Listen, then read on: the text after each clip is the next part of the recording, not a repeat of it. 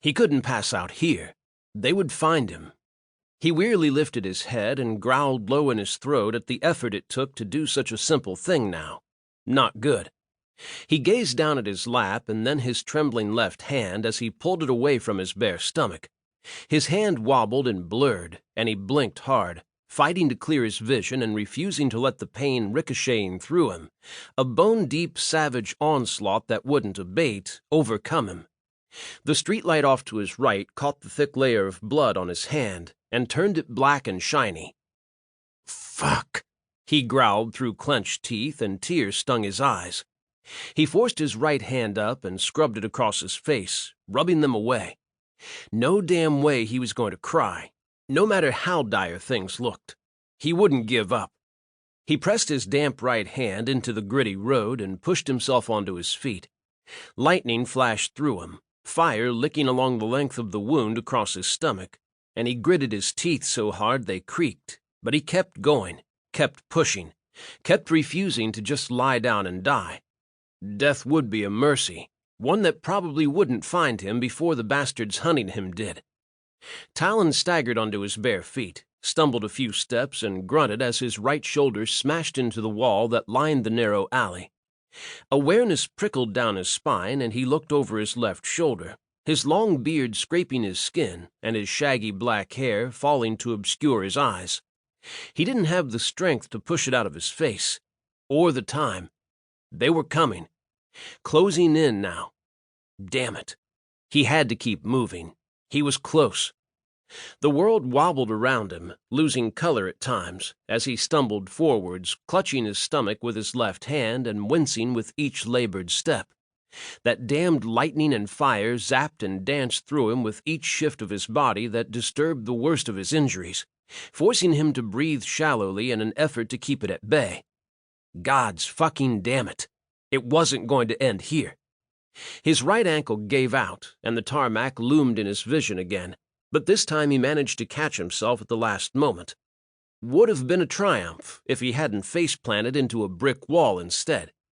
He rested against it, giving himself a moment, aware that if he kept pushing this hard, he was going to pass out, and that would land him back in their hands.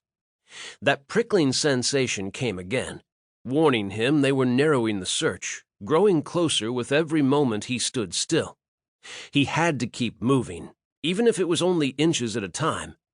He leaned against the wall, using it for support and clawing his way along it with his right hand, his fingertips aching as he dragged his weight. His muscles trembled beneath his skin, on the verge of going liquid as his strength drained away.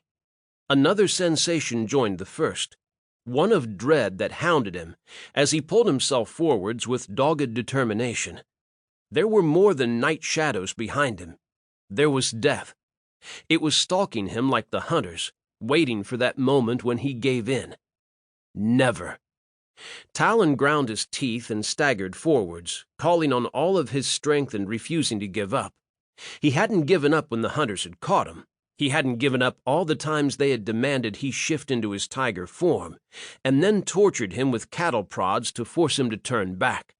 He hadn't given up when they had left him naked and bleeding in that infernal cage, or all the times they had dragged him back to his cell, letting their other captives witness him at his weakest.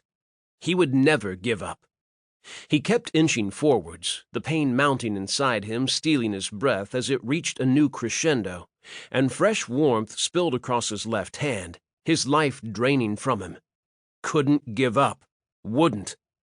Talon growled and pushed onwards, near blind as fire blazed inside him, devouring his strength and setting every nerve in his body alight. Instinct drove and guided him, a deep desire to survive that lived within all feline shifter species, as strong and undeniable as the need to defend their territory. Something he was deeply aware of as he finally reached the end of the alley and his destination. He stared across the narrow road to the red brick warehouse. He shouldn't be here, but he was desperate, had nowhere else to go and no hope of surviving if he couldn't convince the shifter who owned the building to give him sanctuary. The chance of that happening was slim, about as slender as him surviving the night. But he had to risk it. Underworld was his only hope now.